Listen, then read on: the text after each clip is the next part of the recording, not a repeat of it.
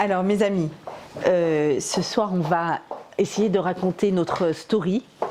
On a tous une story à raconter, un sipour, une histoire à raconter. Et à l'inverse absolu de la story qui est racontée sur Insta, alors je suis au courant, on m'a expliqué. On m'a expliqué c'est quoi une story. Une story, c'est quelque chose qui part. Donc il faut vite que tu regardes parce que ça va partir. Et à l'inverse donc des stories sur Insta qui se doivent d'être racontées. Donc c'est intéressant comment le monde, avec les années, avec l'émergence des réseaux sociaux, mais ce qui émerge maintenant, c'est la nécessité d'avoir quelque chose à raconter. Mais dans la story classique, ce qu'on a à raconter, c'est plus c'est superficiel, mieux c'est.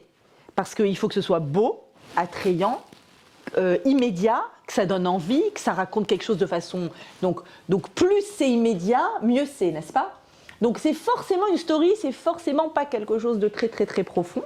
C'est forcément quelque chose qui passe rapidement, qui va s'évaporer, mais qui ouvre l'imaginaire vers d'autres choses. Et là, collectivement, arrive le mois de Nissan et on a une story collective à raconter. Tous la même story, mais très profonde. Un sipour. Sipour Yetziat Mitzrayim, l'histoire de la sortie d'Égypte. C'est une histoire collective personnelle. C'est à la fois collectif et c'est à la fois une histoire personnelle. Mais là, il va falloir réussir à trouver des mots pour que ce soit l'histoire la moins superficielle qui soit. La plus profonde, la plus intime, la plus consistante. Et il va falloir qu'on trouve par quel moyen on va réussir à raconter cette histoire et à ce qu'elle bouleverse quelque chose à l'intérieur de nous. Non pas, là l'objectif, contrairement à la story, c'est pas de bouleverser un auditoire, c'est de s'auto-bouleverser par notre propre story. Et jusqu'à ce qu'on arrive à la Haggadah, à raconter, parler. Vous le savez, Pessah, c'est quoi? Pessah, c'est d'abord Passover, mais c'est aussi quoi? P, la bouche, Sach, qui parle. Donc, génial, la mitzvah, c'est de parler, de ne pas s'arrêter de parler. Mais pour ça, il y a toute une préparation. Parce que quand on parle, on peut tout à fait parler pour dire n'importe quoi, et on peut parler pour arriver à l'endroit le plus profond et le plus intime de sa personne. C'est ce qui se passe en thérapie, n'est-ce pas? Pourquoi la thérapie passe par la parole? Parce que c'est le vecteur immédiat vers les trésors les plus profonds cachés à l'intérieur de nous. Donc il y a deux façons de parler. Et pour réussir à parler intelligemment, pour réussir à dire des choses vraies et profondes qui vont libérer des parties obscures en nous, il va falloir faire le nettoyage qu'on fait actuellement. Bravo d'avoir posé vos chiffons. Bravo à moi aussi d'avoir posé mon chiffon que je n'ai pas encore commencé à prendre. Et on est obligé, qu'on soit chez nous à Pessah, qu'on ne soit pas chez nous à Pessah, peu importe, on a besoin de ça. Même les non-juifs, ils font le nettoyage de printemps. C'est dire à quel point c'est contagieux. D'accord? Donc on a besoin d'enlever ce chametz. Vous le savez, le chametz, c'est les miettes de pain. Mais dans la halacha, pour enlever les miettes de pain, qu'est-ce qui se passe? Dans la halacha, ce que nous, on fait un mois à faire, c'est une ligne dans la halacha. Et quand l'homme prendra son balai la veille de... L'homme prendra son balai la veille de Pessah et passera le balai dans sa maison. Fini. Et nous, on est devenus dingues. Mais c'est pas grave, ça nous fait plaisir et c'est bien. Faisons-le, la malo, brillot. Mais en réalité, on le sait, tout le monde le sait, si on veut que notre bouche ait des vraies choses intéressantes à dire sur l'intérieur enfoui en nous, il faut qu'on enlève tout ce qui est de l'ordre du gonflement. Ce qui gonfle, ce qui fermente, ce qui est superficiel, ce qui prend une place folle et qui entrave mon existence. C'est ça le vrai chametz. Il y a du vrai chametz, des miettes, et à chaque fois, on l'a dit la semaine dernière, à chaque fois Rav Wolbe nous dit, à chaque fois que j'enlève du chametz en bas, j'enlève du chametz à l'intérieur, dans les mondes supérieurs, c'est-à-dire en moi. C'est quoi le chametz le plus important? Parce qu'il y a 1000 chametz, alors qu'est-ce que je fais? J'ai 1000 entraves dans ma vie, il y a 1000 choses qui prennent trop de place, et j'étouffe. Alors, vers quoi je dois me diriger? Alors, les chachamim me disent, regarde la différence entre le mot chametz et le mot matzah. C'est presque les mêmes lettres. Le même et le tzadik, c'est les mêmes. Le mitz, il est là. Le mitz, c'est l'intériorité. Ton mitz, ton intérieur, ta sève, elle est là. Et ton printemps va arriver, à l'image de Birkat Ilanot. Mais quelle est la différence entre le chet et le hé? Dans le hé, il y a cette petite fenêtre ouverte vers le haut. Le chet, il te coince entièrement, à droite, à gauche, en haut. Je suis coincé à l'intérieur de cette lettre. Et la différence finalement entre le chet et le hé, chet c'est 8, hé c'est 5, 3 petits points de différence. J'espère que la différence entre Le Pen et Macron sera plus importante que ça. 3 petits points de différence. C'est quoi ces 3 points, disent les Chachamim? C'est quoi En gros, ils sont en train de nous dire, il y a 3 axes. Ne t'éparpille pas. Il y a 3 axes principaux qui fermentent et qui prennent une place incroyable. Quels sont ces 3 axes? La Mishnah dans Avot, au nom de Rabbi Elazar Akapar, il dit Kin'a, jalousie, et tout ce qui va avec, Ta'ava, pulsion, désir, je ne peux pas me retenir d'eux, obligé, Kavod, le désir des honneurs. Motzi'im et Adam minaolam, ça extrait l'homme du monde, c'est un symbole pour dire t'es plus sur terre. On t'a perdu.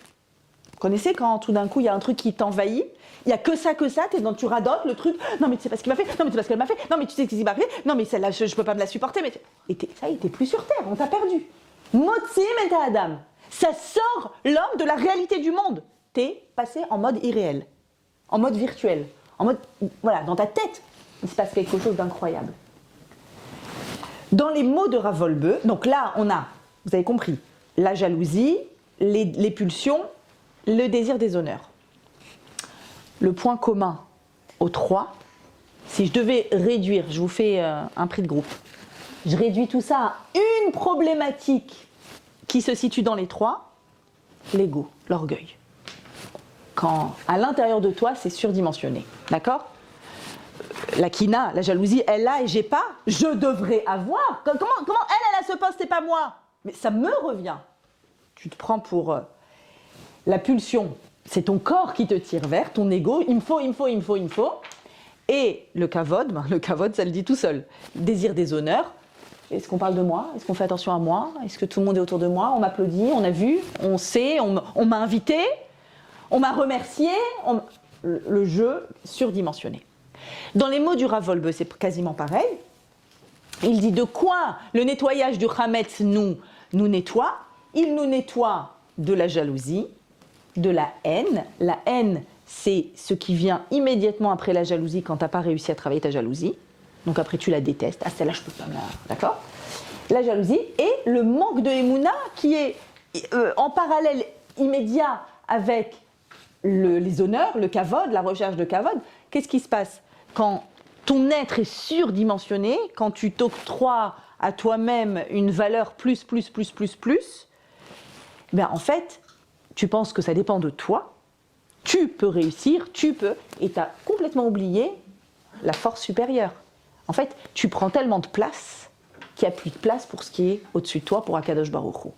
Donc finalement, ça mène cette recherche de kavod, ce besoin de prendre tellement de place et d'être au centre, fait que tu as évacué Dieu de ton panorama. Ça se fait petit à petit, mais ça se fait. Et finalement, on croit, on dit, c'est théorique la Emouna, mais finalement le bitachon, croire en Dieu, être convaincu qu'on est accompagné et qu'il gère notre vie au quotidien et dans les détails, ça c'est si toi tu ne prends pas trop de place. Donc le point commun de tout ça, c'est l'orgueil. Et on va voir comment la paracha de notre semaine nous oblige à travailler ce point-là, l'orgueil. L'orgueil, l'ego, cette dimension de soi-même ever, d'accord, au-delà de nos limites, c'est ça l'idée de la fermentation. J'ai mis de la farine, j'ai mis de l'eau, je suis partie. Ça grossit. Ça grossit comme toi quand toi tu grossis. Quand toi, tu es tellement envahi par ta propre personne, il m'est arrivé que finalement, tout devient disproportionné. Plein d'autres situations deviennent disproportionnées et on en arrive à des choses terribles, à des brisures définitives dans des familles, des blacklists, on en arrive vraiment à des situations graves. Mais pourquoi? Parce que tu te rends compte ce qu'on m'a fait. Mais tu te rends compte qu'on m'a pas invité? Mais tu te rends compte qu'on m'a dit ou qu'on m'a pas dit ou qu'on... Et donc en fait, mais quoi, en fait, il y a Dieu et après il y a toi. Non, peut-être t'es au-dessus même des fois. D'accord? Une supradimension. Alors, comment l'histoire de la sortie d'Égypte nous amène petit à petit, pas à pas, vers la capacité à se défaire de ces couches-là d'orgueil, d'accord, qui sont au-dessus de nous. Alors, donc, puisque l'orgueil est le point commun de tout cela. Alors, il y a, on a dit la jalousie. Vous vous souvenez que toute l'histoire de la sortie d'Égypte, c'est finalement l'histoire d'une fratrie incroyable, Moshe, Aaron, Myriam, dans laquelle le point central, c'est le fait que un jour, Dieu, au buisson ardent, dit à Moshe, « Hey, ça y est, let my people go, on y va. » Et Moshe, il dit, « Bah non. » Comment ça, bah non? C'est moi Dieu qui te dit. Ah non, mais ils vont pas me croire, mais c'est... Bon, il trouve plein de prétextes, et à la fin, il lâche le morceau, il dit, « Shlachna beyati shlach. » S'il te plaît, tu peux envoyer quelqu'un qui... Celui que tu devrais envoyer, c'est qui? J'ai un grand frère, il s'appelle Aaron. C'est le grand Rav Arashi de l'Égypte. C'est-à-dire, en gros, tout le monde va le voir dès qu'il y a quoi que ce soit. Il est sur place. Moi, je suis partie, ça fait des années que je me suis enfuie en Midian. D'abord, j'ai grandi dans le palais de Pharaon, donc les Hébreux me voyaient comme un dissident, d'une certaine façon. Et puis, toutes ces années, c'est lui. Pourquoi moi? Pourquoi moi, de l'extérieur, je suis... Et réponse d'Hachem, Vera'acha vesamach belibo. Il va te voir arriver avec cette bonne nouvelle et il va se réjouir dans son cœur. La chose la plus difficile dans une fratrie, et on a des histoires de fratrie très tristes dans la Genèse. Toutes les histoires de fratrie sont tristes, les unes après les autres. Et il y a l'histoire de la fratrie libératrice, où chacun joue son rôle et est à sa place. Je suis Aaron, je suis un Cohen. Je suis Moshe, j'ai été nommé comme leader. Je donne à Aaron sa place, Aaron donne à Moshe sa place. Et tout va bien se passer. Aucune jalousie dans cette fratrie. Et c'est pour ça que c'est une fratrie qui est libératrice. Pessah est toujours le moment où les fratries se retrouvent. La plupart du temps, chez les parents, on invite les parents ou les grands-parents, ou en partie, en petite partie, en grande partie, et c'est toujours l'occasion de reposer ces questions-là. Et pourquoi on va chez lui?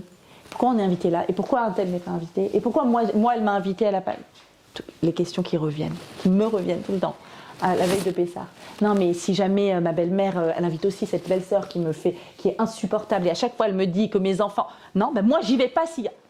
Et vas-y, la fratrie. C'est-à-dire qu'à Pessah, on a forcément l'occasion qui nous est donnée de nous inspirer à nouveau de cette fratrie-là, Moshe, Aaron, Myriam. Et de se dire, ok, tout n'est pas parfait dans nos fratries à nous, c'est évident. Et il y a toujours le frère ou la sœur qui va prendre toute la place. Et c'est lui qui décide tout. Et c'est tout le temps lui qu'on écoute. Et il y aura tout le temps. Et à nous de trouver une posture juste dans laquelle on essaye de travailler le plus possible sur la jalousie, qui est finalement un travail sur notre orgueil immédiat. La haine, dira Volbeu. Comment est-ce qu'on va travailler? Alors la haine, c'est le produit de la jalousie quand la jalousie a pris trop de place. Il y a un symbole à l'entrée du Seder. Dès qu'on commence le Seder de Pessah, il y a un symbole au début de la Haggadah. On commence le Maguid et on va montrer Halachmania, vous vous souvenez, on monte le pain de misère et on va dire cette phrase en araméen incroyable. Kol dirfin yete veyochal. Que tout celui qui a faim vienne et mange. On est assis, on est attablé, on a fait kidouche. C'est pas un peu tard pour faire tes invitations? T'es hypocrite ou quoi? Qu'est-ce qui se passe là?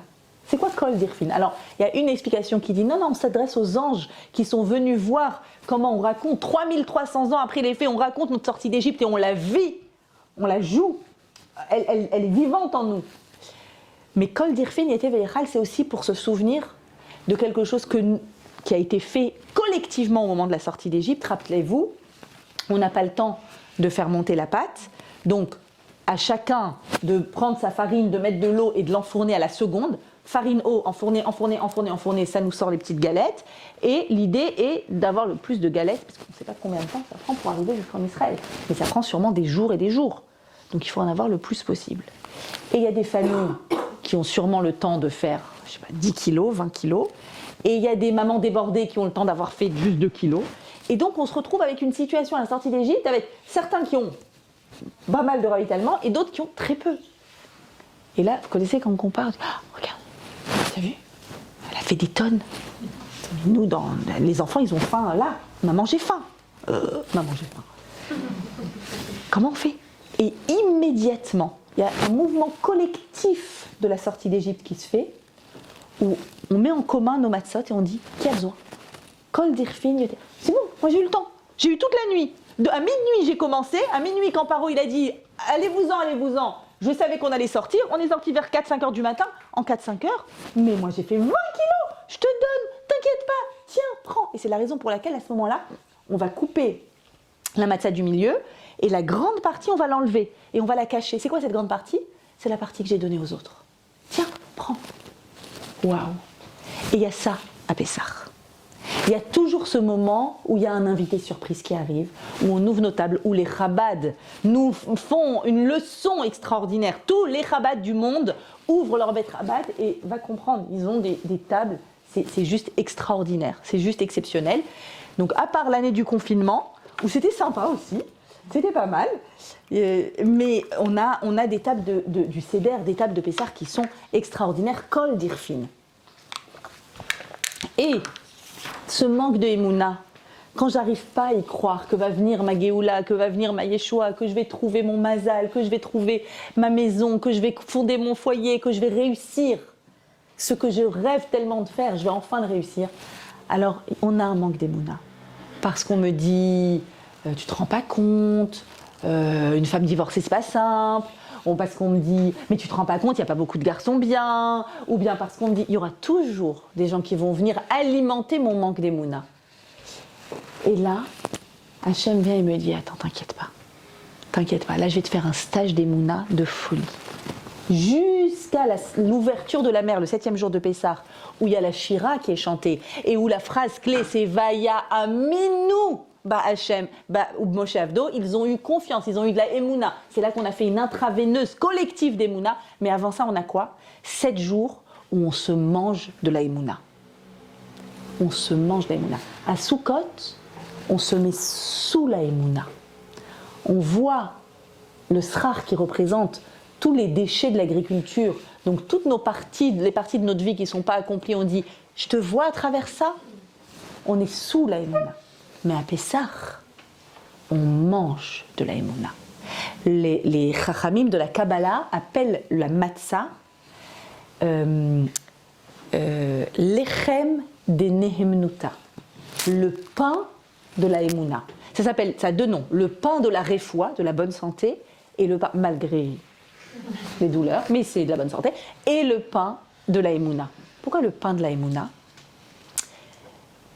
Partir d'Égypte sans l'agence juive, sans Elal, je ne sais pas où je vais, je suis Moshe, et je vais vers vraiment l'inconnu, avec un sac à dos, quelques ânes, quelques bœufs, quelques charrettes, des enfants, il y avait des bébés, il y avait des personnes âgées, et je pars à l'aventure avec juste cette galette. Et je dis, j'ai confiance en toi. Jusqu'à aujourd'hui, on a ce mérite-là. L'erter hacharai bamidbar. Tu m'as suivi dans le désert, dit Hachem, jusqu'à aujourd'hui. Le mérite de la Emouna du Am Israël, c'est d'être sorti collectivement et d'avoir pris ce pain qui symbolise la Emouna. Et ce pain-là, on va l'ingurgiter. Ça veut dire que notre corps devient Emouna. Ça veut dire que toutes les parties d'orgueil qui sont venues se coller à nous et nous entraver notre Emouna, et entraver notre certitude que le printemps arrive enfin, tout ce corps-là peut, et il a la chance, la possibilité incroyable, pendant les 7 jours intensifs de maux de ventre, à chaque fois que tu as mal au ventre, tu vas courir aux toilettes, Emouna. Je suis en train de prendre de la Emouna. Je suis en train d'avaler de la Emouna. Bon, perso, je suis certaine que le pain de la sortie d'Égypte, il était mou.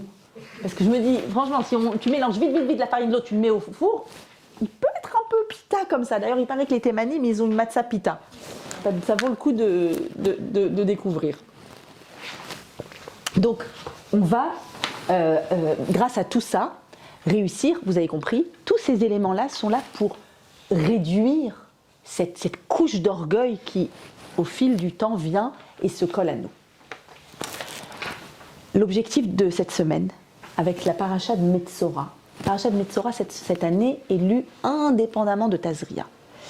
Cette année, Metzora, comme on a eu 2 Hadar, elle est lue à part, et elle est lue avant Pessah. Ça n'arrive pas chaque année.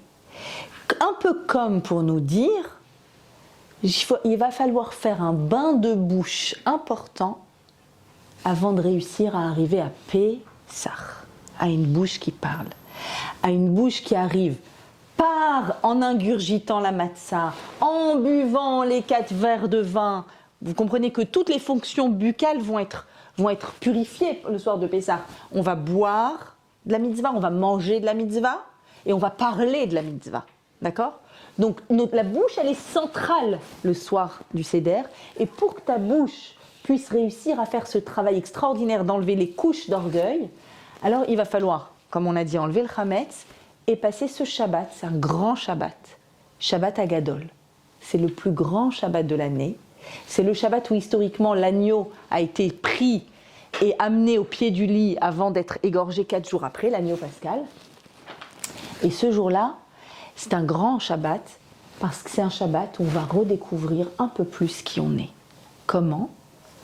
Cette année, le travail qui nous est donné, puisque c'est Shabbat Tazria, c'est en faisant le travail de la parole. Le bain de bouche, vraiment de réussir à purifier un petit peu toute notre bouche qui est des fois utilisée de façon tellement extraordinaire et qui des fois peut être utilisée dans une destruction absolue. C'est très rare que j'enseigne Parashat Metzora. Pourquoi ? Premièrement parce qu'elle est la plupart du temps avec Tazria et que Tazria ça veut dire la fertilité et comme j'adore parler de fertilité, je dis allez yalla. J'aime pas parler des choses qui fassent, alors je parle de Tazria.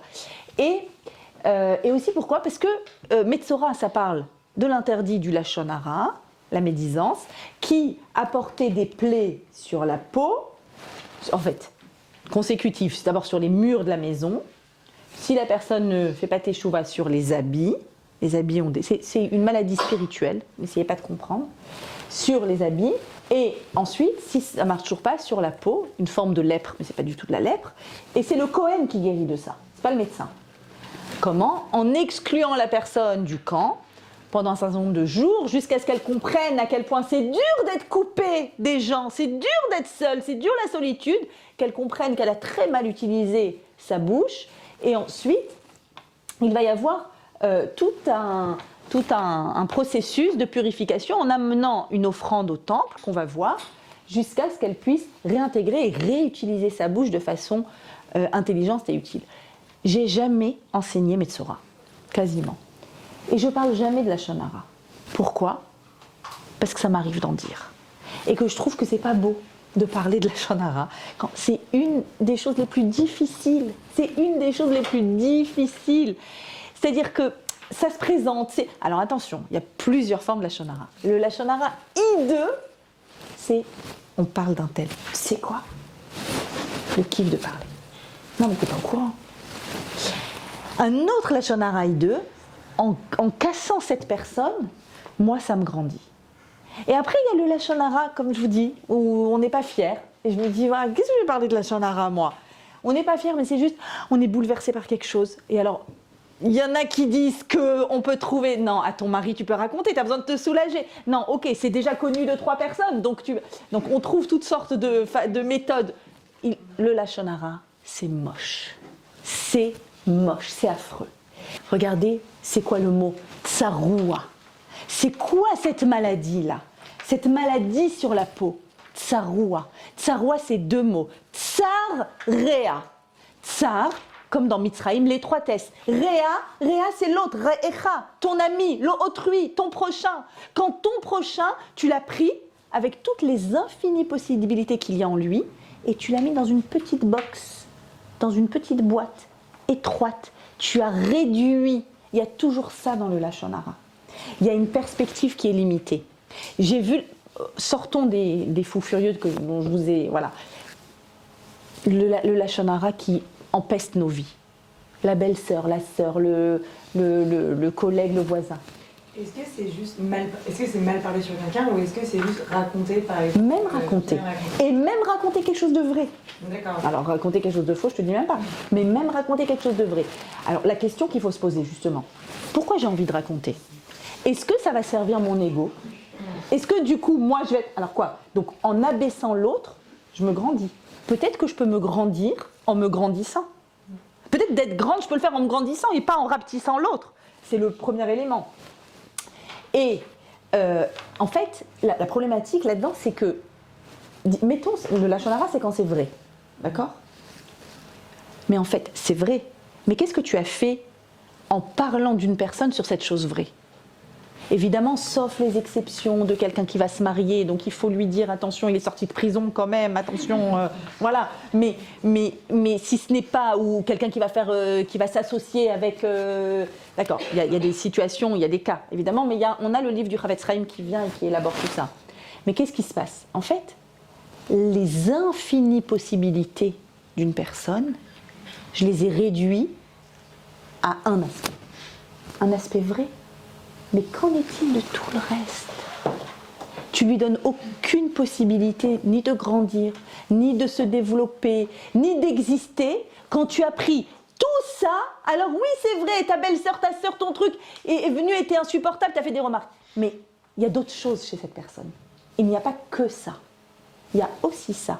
Et en réduisant tsar réa, tu réduis l'autre à ça, tu l'empêches d'arriver dans un dévoilement de ses infinies possibilités. Or, qu'est-ce que c'est que la sortie d'Égypte? C'est retrouver nos infinies possibilités. Parce qu'il y a un très grave lachon hara qu'on fait. Vous savez sur qui? Sur nous-mêmes. Chacune d'entre nous fait un grave lachon hara sur elle-même.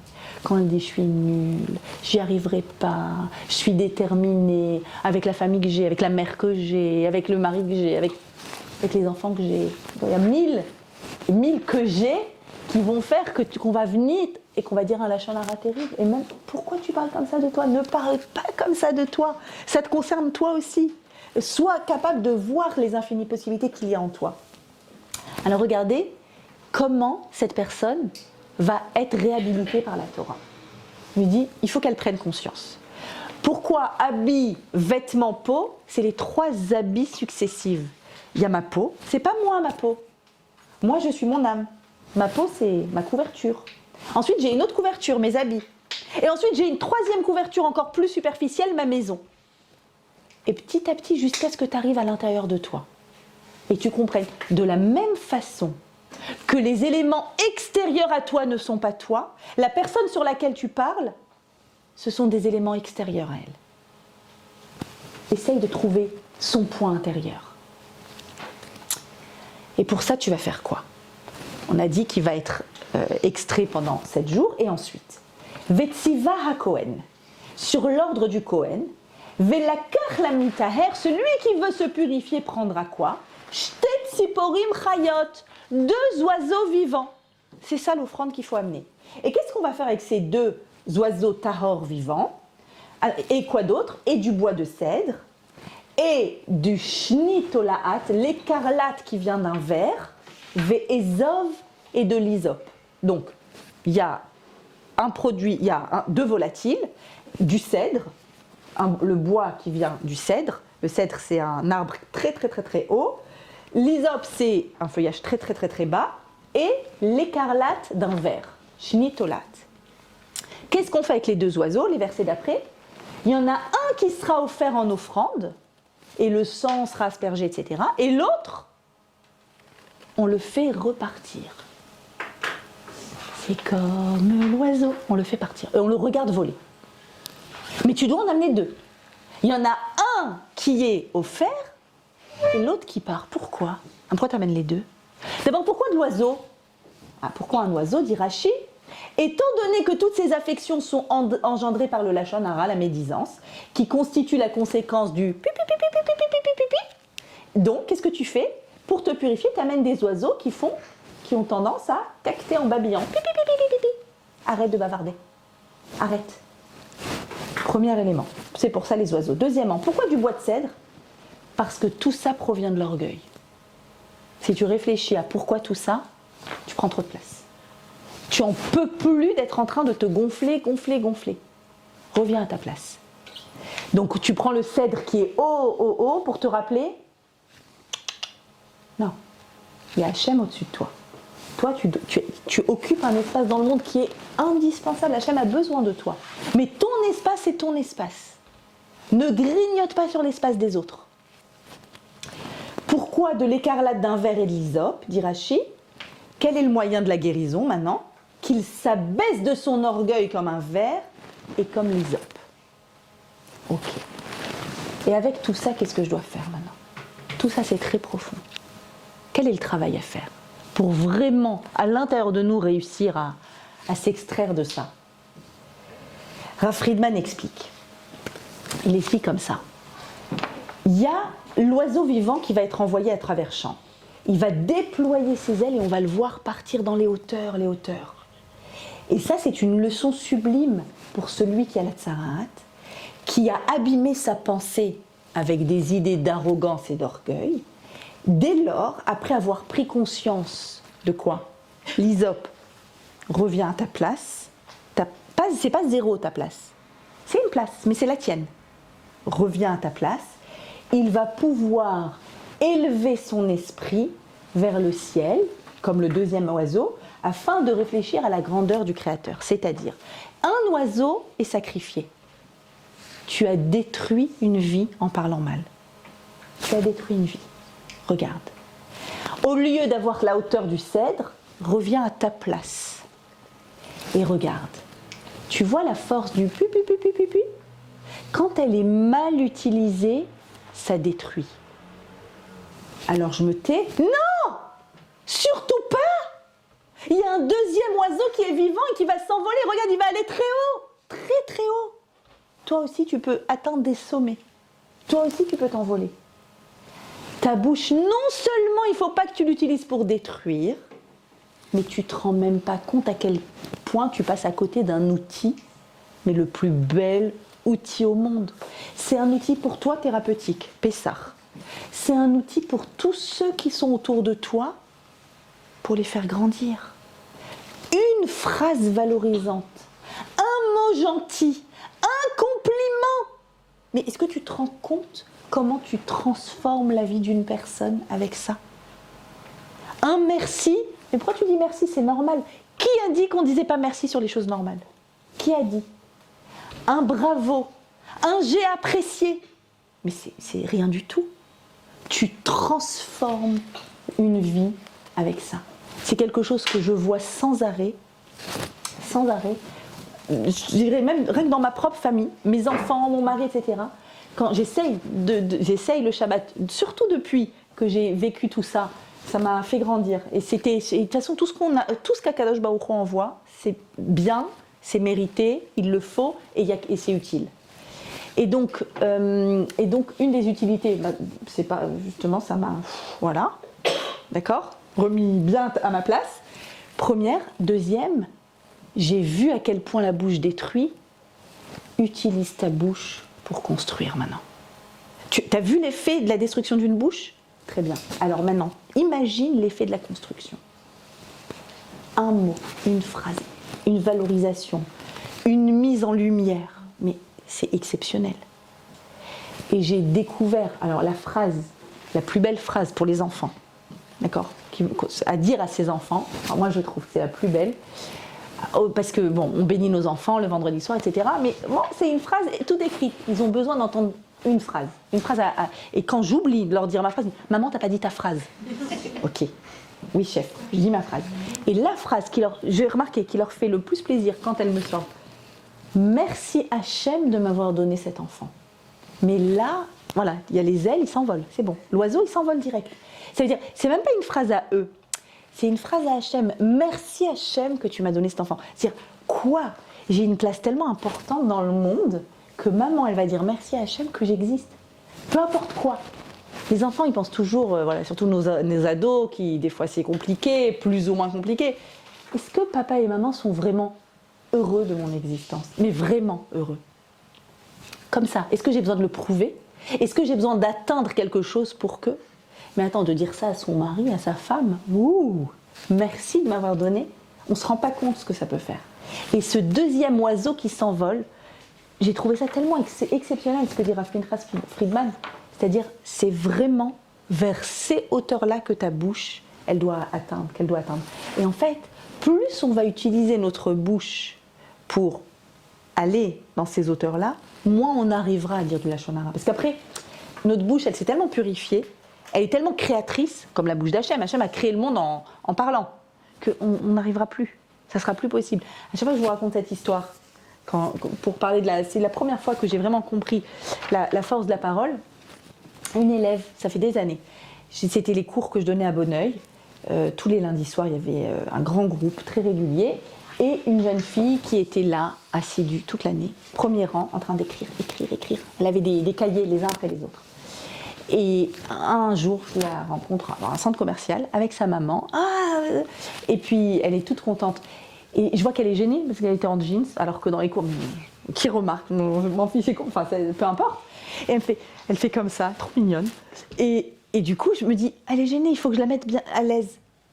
Quelqu'un qui est gêné, il faut le mettre à l'aise. Il ne faut pas qu'elle soit gênée, ça ne veut rien dire. Et du coup, je me tourne vers sa mère et la première chose qu'il me dit, c'est « Madame, on dit Ashrei Yolato, bienheureuse celle qu'il a mise au monde. » Elle me regarde et dit « Waouh, pourquoi ?» Vous savez, votre fille, elle est extraordinaire. Vous savez comment elle est assidue, comment elle travaille, comment elle veut comprendre la Torah, comment elle fait de la Torah son allié, elle se laisse imprégner. Et je parle, et je vois la jeune fille qui se met à pleurer. Et la maman qui a les yeux embués. Et vous, on ne se rend pas compte, juste une phrase. Qu'est-ce que j'ai dit ? Tu sais, j'ai toujours été mauvaise à l'école, nulle. Et à chaque fois qu'un prof parlait de moi à ma mère, c'était pour dire du mal. C'est la première fois que quelqu'un dit du bien de moi à ma mère. Et là, je me suis dit, waouh, heureusement que tu as parlé. Ça t'a coûté quoi ? 0 ? Et ça a peut-être changé. On ne se rend pas compte en fait. Juste une parole. On ne se rend pas compte dans le négatif, on ne se rend pas compte dans le positif. Et moi, ce que je veux garder de Parashat Metzora, c'est l'image de cet oiseau qui vole vers les hauteurs. Il y a un pui, mais qui vole vers le haut. Fais ça. D'habitude, quand on entend les shkouls sur la Lachon Hara, c'est très culpabilisateur. Taisez-vous, arrêtez, mais comment je vais faire, mais pourtant ma belle-mère, elle m'énerve, mais comment je vais faire si je ne peux plus parler ? Au moins, ça me vide, Non, alors on va se dire autre chose. Prends cet oiseau, allez, hop, vers les hauteurs, et tu vas voir à quel point le fait de réussir à faire ça, donc à partir de maintenant, c'est ça que je vous dis, de maintenant jusqu'à Pessah, chaque jour avant d'aller dormir, tu te poses la question, à qui j'ai dit quelque chose qui lui fait du bien ? De maintenant jusqu'à Pessah, c'est ça les devoirs. Et ça va purifier notre bouche pour pouvoir arriver le soir du Seder. Je vous ai dit, on va tout purifier. On va boire les 4 verres, on va manger la matzah, on va dire la Haggadah. Et cette Haggadah-là, qu'est-ce qu'elle a comme force ? Vous vous souvenez, on est tous réunis. Il y a une fratrie. Il ne faut pas qu'il y ait de jalousie, il ne faut pas qu'il y ait de haine. Qu'est-ce qu'elle fait, la Haggadah ? Et là, le Malbim, il dit quelque chose de magnifique sur le mot « les hagid ». Il y a ces 2 verbes, 2 mots qui sont presque les mêmes. L'un avec un he et l'autre avec un aleph. Les hagid avec un he, c'est parler. Et le même mot avec un aleph, c'est quoi ? C'est des lettres interchangeables parce qu'elles sont toutes les 2 muettes. Haged, c'est quoi ? C'est relier, c'est faire un bouquet. C'est relier. C'est-à-dire que ta parole, ce qu'elle est capable de faire, ce qu'elle est censée faire, créer un lien. Faire du lien. Combien ma parole a réussi à faire du lien ? L'objectif du soir de Pessah, c'est d'utiliser ta parole pour faire du lien. Entre nous tous, et en premier lieu où ? Je vous ai dit contre qui on dit le plus de la Lachon Hara ? Contre nous-mêmes. Qui je dois relier avec qui ? En premier, avec ma Haggadah, moi-même. Ce qui se passe, la fonction libératrice que Freud a révélée, mais bon, est-ce qu'on avait vraiment besoin de Freud ? Je ne crois pas, ça existe depuis 3300 ans. La fonction libératrice de la parole, sur quoi ? Sur moi-même. Tout ce que j'ai à dire sur moi. Écoutez bien cet enseignement de Rav Moshe Shapira qui est passionnant.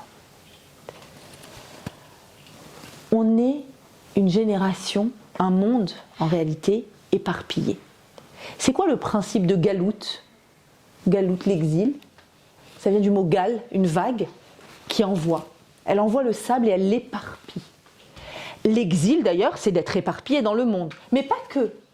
L'exil personnel, ça c'est l'exil collectif. C'est quoi mon exil personnel? C'est quand je suis diffuse, quand je m'éparpille. Je vais dans un sens, je vais dans l'autre. Il y a plein de forces à l'intérieur de moi. Toutes mes forces viennent d'où? De la partie haute, le cerveau, l'intellect, la pensée, la neshama. La neshama vient et se traduit en force dans le monde. Et je vais aller dans un sens, et je vais aller dans l'autre sens, et des fois, ce qui crée un être paradoxal. Quand est-ce que je suis paradoxal? Quand est-ce que des fois je dis des choses, je dis des horreurs à mon enfant, à ma famille, que je ne pense pas. Que je ne pense pas. Et comment se fait-il en fait que je sois éparpillée entre ce que je dis, entre ce que je fais? Des fois je fais une chose, des fois je fais le contraire. Mais il n'y a pas d'unité. Il n'y a pas d'unité à l'intérieur de moi. J'ai l'impression, je vais vous le dire autrement, ce que me disent les jeunes filles quand elles arrivent en train de pleurer, machin, je ne sais plus qui je suis. Je ne comprends plus. D'un côté, je fais ça, mais d'un autre côté, je fais ça. Et d'un autre côté, j'ai très envie de ça. Et d'un autre côté... Et en fait, à quel moment tout ça, j'empacte? À quel moment j'unifie tout ça? Mes forces, toutes mes réalisations, toutes mes créations, toutes mes œuvres, tout ce dans quoi je suis active. Je fais des fois une chose complètement et son contraire. Alors je suis quoi? Je suis relige ou je suis pas relige? Je suis une bonne amie ou je suis une mauvaise amie?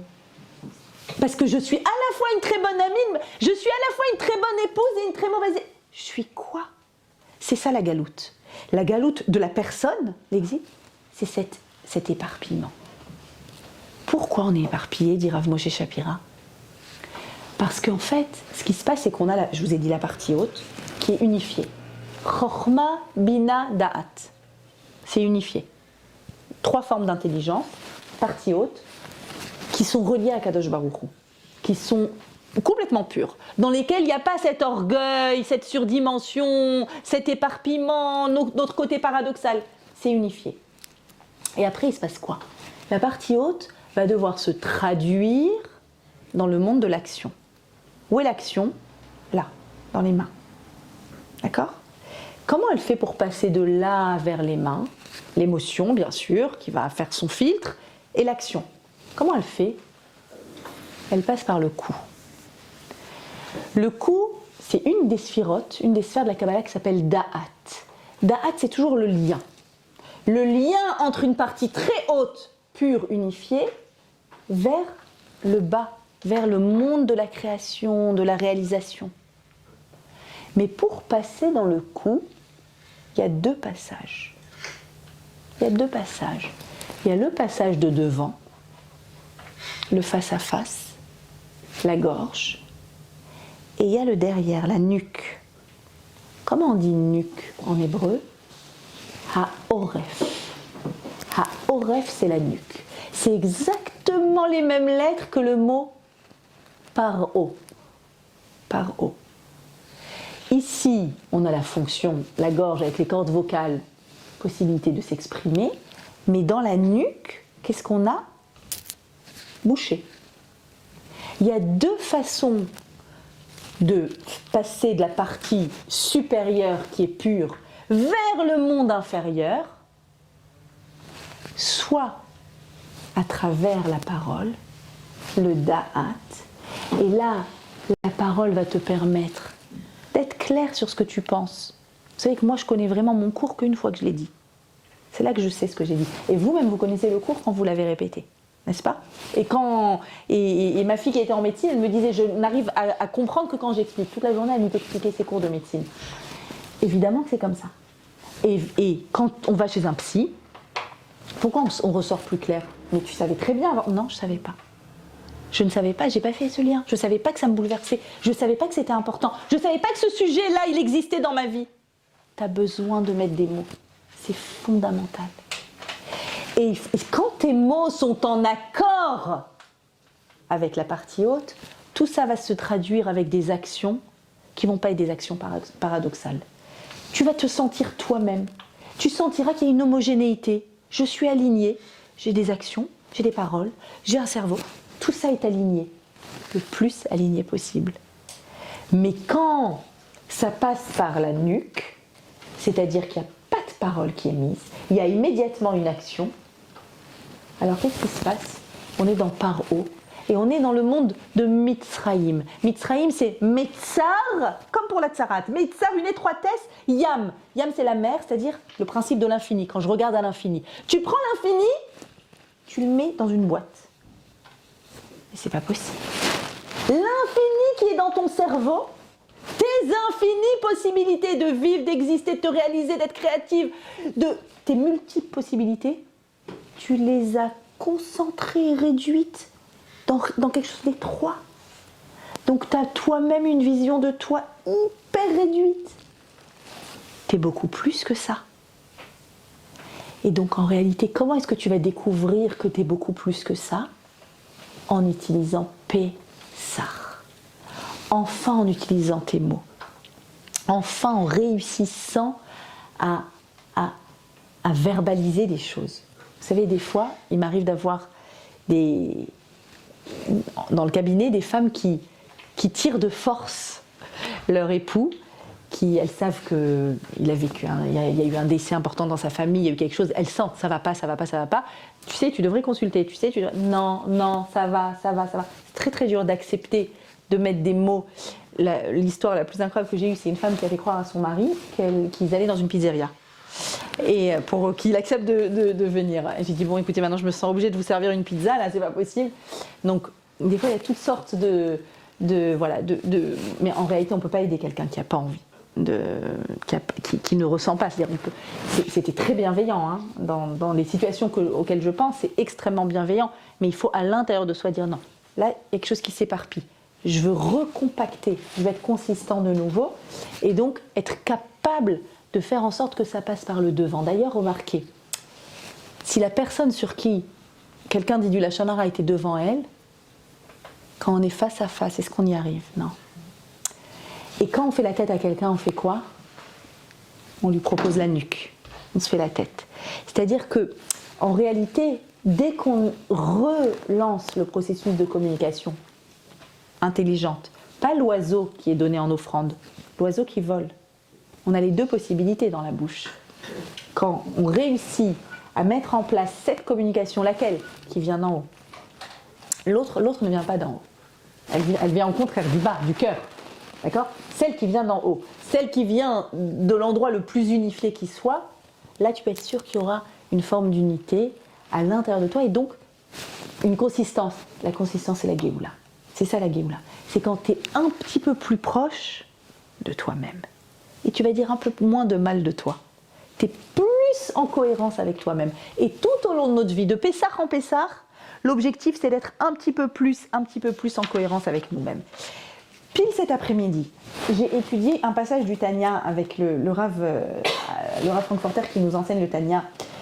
Et j'ai dit, oh là là, ça, c'est pile le passage, c'était lié avec ce que j'avais l'intention de vous enseigner ce soir. Il parle d'un amour inné, c'est dans le chapitre 44, il parle de l'amour inné. Chez tous les descendants d'Avraham Avinu, il y a un amour inné pour Hachem. Les personnes les plus éloignées, tu les amènes au Seder, tu se sentent concernés d'une façon ou d'une autre. Tout le monde. Et il me dit la chose suivante.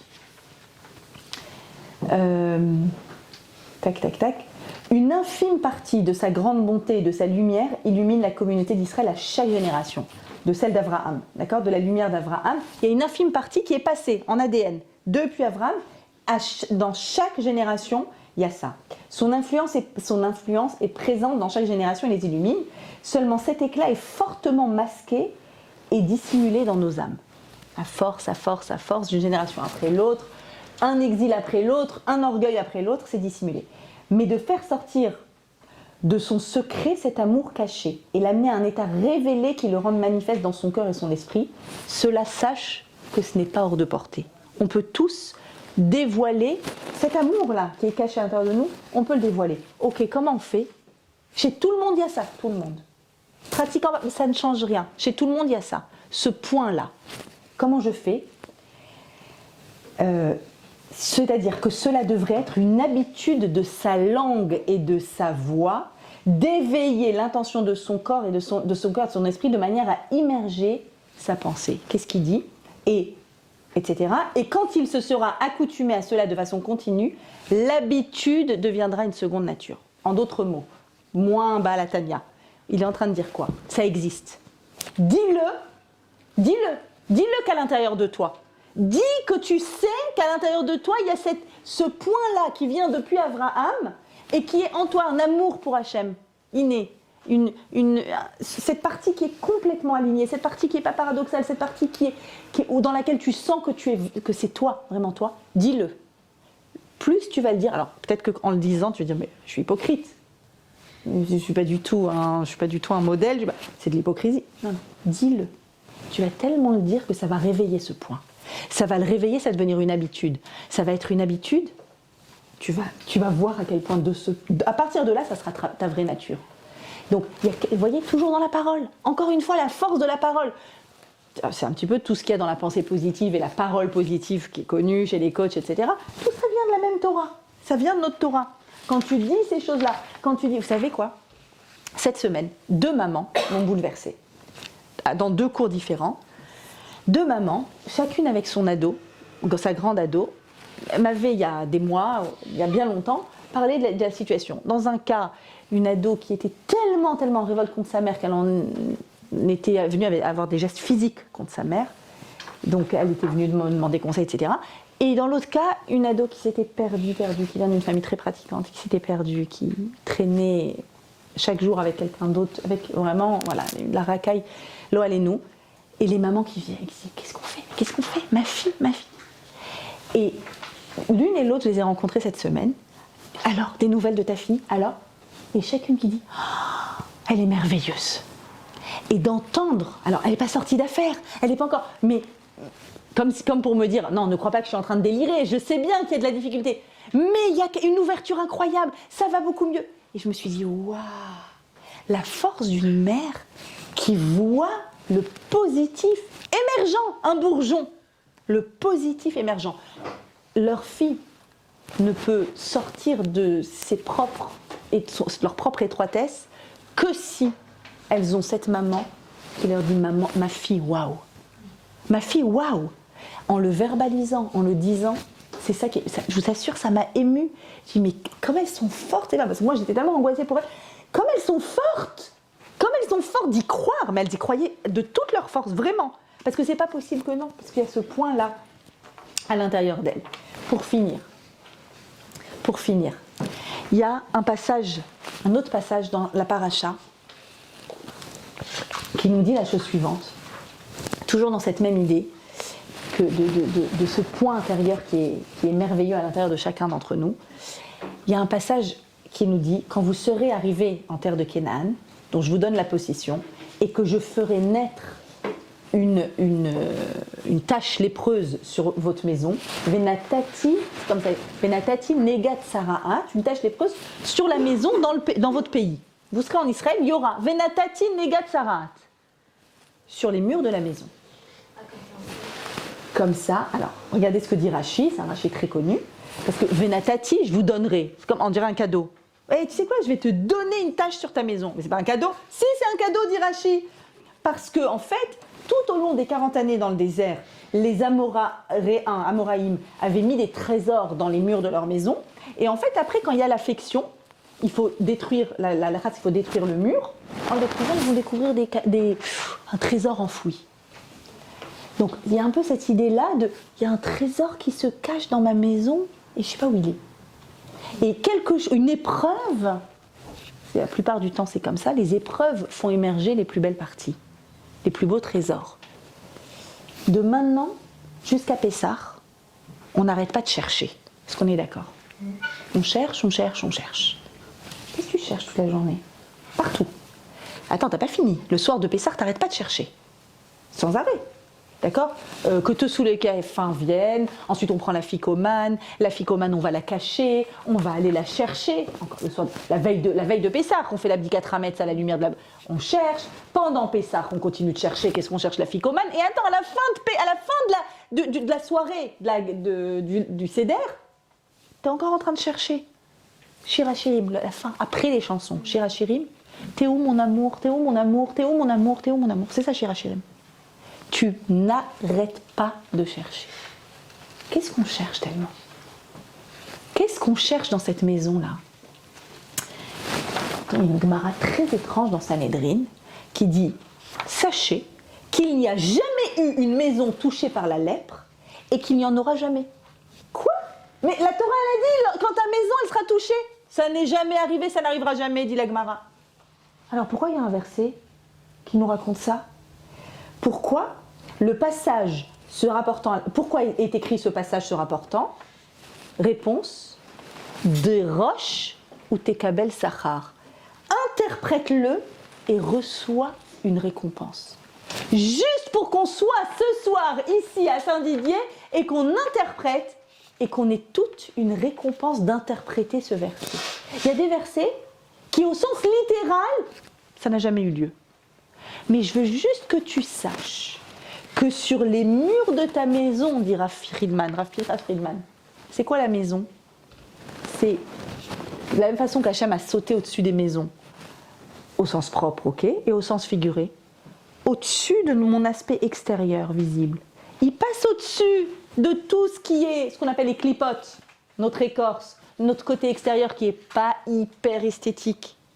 Et il regarde à l'intérieur. Dans ta maison, d'accord, il y a ta maison, c'est-à-dire dans la partie superficielle de toi, la partie extérieure de toi. Mais les murs de ta maison étant très importants. C'est ce qui définit ton baït. D'accord? On est maison par maison. Ce qui est important, la Seder, c'est les maisons se réunissent avec l'agneau pascal. D'accord? Dans les murs de ta maison, je veux que tu saches qu'en étudiant ce passage, tu sais ce que tu vas découvrir? Tu vas découvrir à l'intérieur un trésor. Le problème, c'est que tu n'y crois pas. C'est pour ça que j'ai besoin de te donner ces versets. Regardez dans les mots du Rav Friedman.